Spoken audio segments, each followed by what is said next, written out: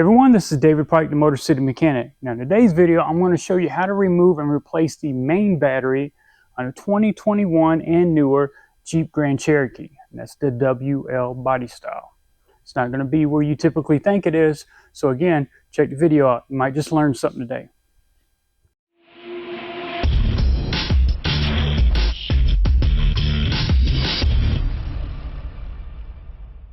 Now, what seemed like many years ago, you would actually open the hood and find the battery on a Grand Cherokee. Well, around 2011, they changed it and they moved it under the passenger front seat. Well, they've made some changes since then from 2021 and up. And they actually moved it to under the driver's seat. Now, we still have an auxiliary battery under the passenger side, but the main battery got moved over to the driver's side. And that's what we're going to be talking about, how to remove and place the main battery that's located here up under the driver's front seat. Now, in order to get to the access panels that's covering the battery and to get to the battery, we've got to reposition the driver's side seat. Now, what we need to do is be as far forward and as far up as possible. That'll make it easiest for us to get access to that stuff. Now, let's put some thought into this. There's got to be a reason why we're getting access to the battery. For example, if the battery's dead or the battery's bad, how are we going to move an electric seat with a dead battery? Manual seat, no problem, right? So you're going to have a couple options there. You're going to have to get some jumper cables and hook it to another vehicle just long enough so you can move your seat, or you're going to get a battery jump box. Nonetheless, we're going to have to get power to this car somehow in order to get this seat to move so we can get to the battery. I know it's not a perfect scenario, but it's what we got to work with. Now, if the seat all the way forward and up, you can see we've got access to a panel right here. This has some aftermarket WeatherTech floor mats. We've got to take those out, and then again, we'll have a little more access. I can show you a little bit better the plastic cover and the ductwork for the HVAC that goes across, which is kind of unique in design. I'm just going to go ahead and unsnap the clips and keep this in place and sit it off to the side. So right now we got good access to seeing that AC ductwork that I was talking about. We've got a vent that kind of kicks out here to the passengers in the second row. It also connects over here and it channels through to the other side. Now that's got to be collapsed and rotated. Over here we've actually got a joint right here that will actually slide onto itself. Once it does, we're going to rotate 90 degrees. That way all the ductwork is disconnected from the vehicle. So looking at that ductwork, this side right here, what we're going to do is we're going to slide it over. And once we do that, we actually have access to kind of do some wiggling and get this one out of its port and rotate it around. Now, if that repositioned, we can just reach up under the plastic cover and start popping it up. We pull it towards the rear and take it out of the vehicle. Now, if the cover out of the way, we've got better access to seeing everything on the battery. The way it kind of goes in there, it's just kind of like down here, head first, and then all of a sudden drops. You can't lift it straight up because we still got some stuff that's kind of in the way, so it is kind of buried in there. So what we've got to do is a couple items. We've got to disconnect the vent right here. This battery is vented to the outside because it's inside the vehicle, so any kind of gassing of the battery, we don't want to kill nobody. We got the negative over here and we got the positive. You got to pay attention because, as I mentioned before, two batteries. We've still got a smaller auxiliary battery under the passenger side for electronic start-stop. That once we disconnect the negative on here, we've still got 12 volts in the system. So we got to make sure we take care in what we're doing so we don't touch anything we're not supposed to and blow any expensive fuses. So now we can work on disconnecting the battery cables. We've got the positive towards the front, which will be the last one we take loose, and then negative towards the rear. The negative has what they call an intelligent battery sensor located right here.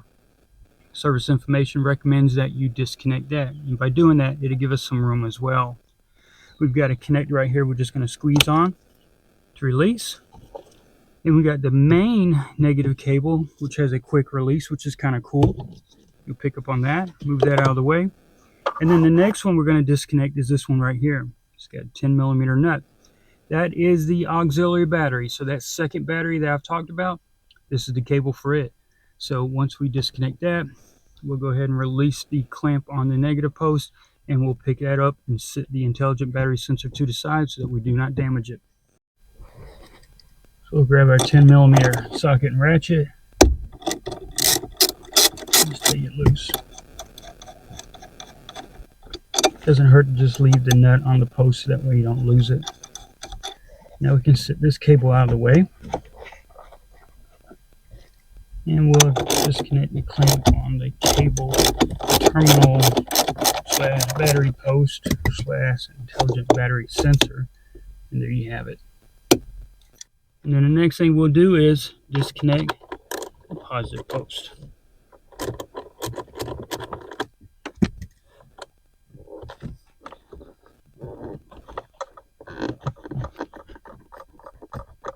It's going to take some wiggling. And there we go. We're going to kind of position it out of the way. Remember that the trough that the battery's in is made out of plastic, so we're not worried about that touching anything and causing a problem. Right now, because we've isolated the negative from the auxiliary, we should be good. But just in case, kind of keep it down, tucked out of the way, inside that plastic trough. Now we'll move on to the actual battery hold down. Now with the battery hold down, if you look right here, you can actually see a 13mm nut and another one over there. So we've got some studs that come through and two 13mm nuts, keeping this plastic battery retainer in place. So we're going to go ahead and remove those.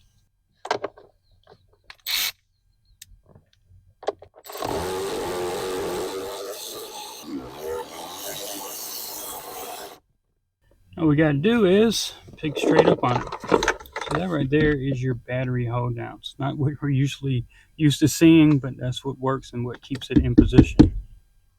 Now with that hold down removed, we can actually slide the battery back if we need to get a little more access, because again, we're going to pick it up at an angle and pull it out. Luckily this battery has some handles, but again, it's still going to be a chore nonetheless.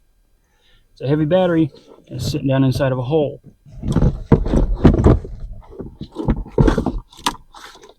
Alright, hand on it and work it out.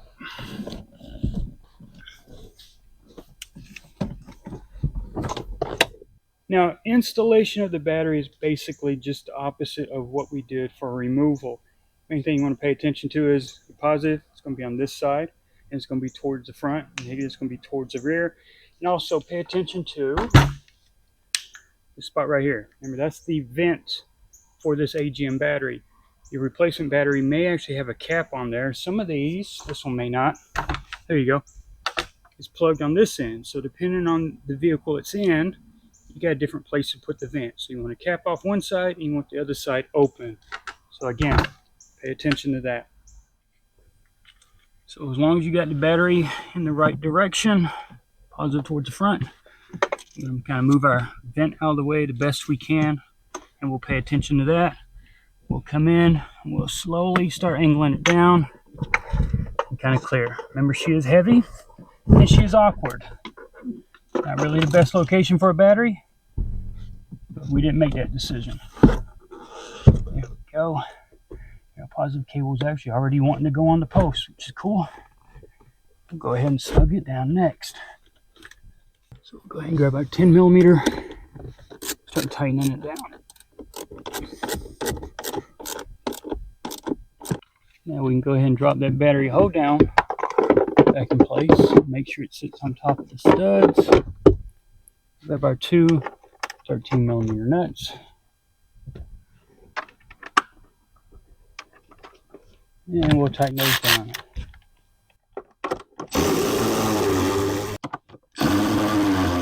Now we're going to move on to the vent. Just make sure that the rubber hose isn't pinched. It's routed properly. And put it in the hole and make sure it's fully seated. So now we just grab the intelligent battery sensor, sit it in place. We'll go ahead and snug down the clamp for the negative post.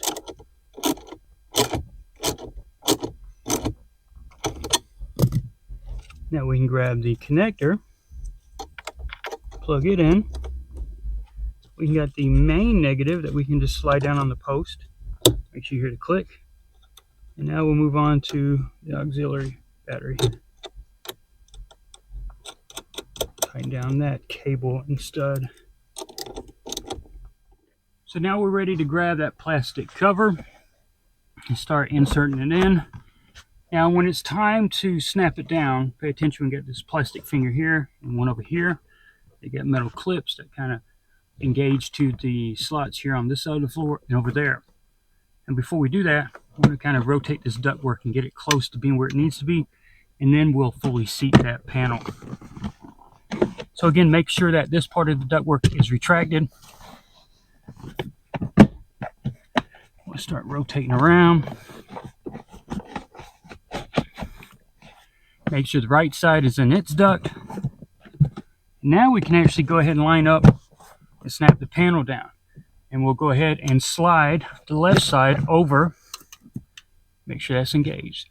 So now all the AC ductwork is where it needs to be and the plastic cover is installed. So at this point we only got two things left. One being the floor mat.